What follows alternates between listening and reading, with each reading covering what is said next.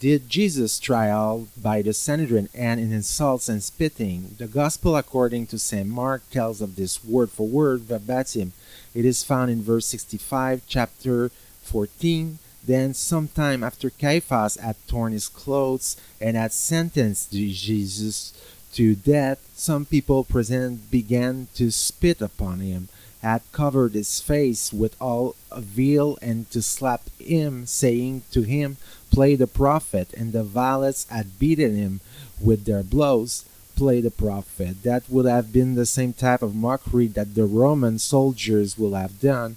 They had covered his face, and since he prophesied, since he had great capacity for doing miracles, then they said to him, after having hit him, "Who hits you?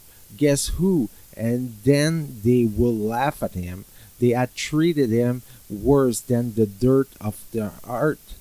The mark of the demon, yes, of the demon, who had presided over this affair, how he insulted, he humiliated, how he lowered the victim of his revengefulness. Did these men really know what they had been doing? Of course not. They had known nothing at all of such actions. And every time a servant of God is treated in this way, we notice similar kinds of insults and humiliations, as if the rage of the demon, who cannot be expressed in front of Jesus by an apparition, may well be expressed through the mouth of these jokers, who themselves only wish to have some sort of fun, to have a good time. They had to pass the time in an area where there had been so little distraction.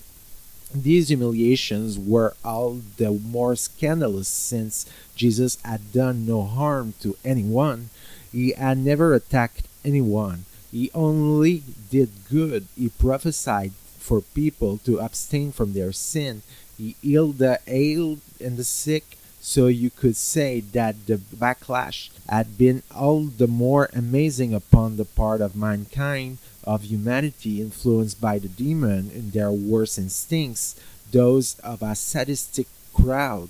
Now, why did Jesus allow this to happen? He remained within his dignity, who did not answer, so that we should know that if one day we experience the same thing, he also went through all these things similarly and voluntarily. I believe that nothing that mankind could undergo had been spared the Christ, and voluntarily he accepted it, including the internal pains and anguishes, so that each one of us may recognize himself or herself in Jesus and know that if he or she suffers, it is not to crush oneself that God allows this suffering. It is to shape the person's heart for eternal salvation. Pope Francis said, "Is there humility without humiliation?"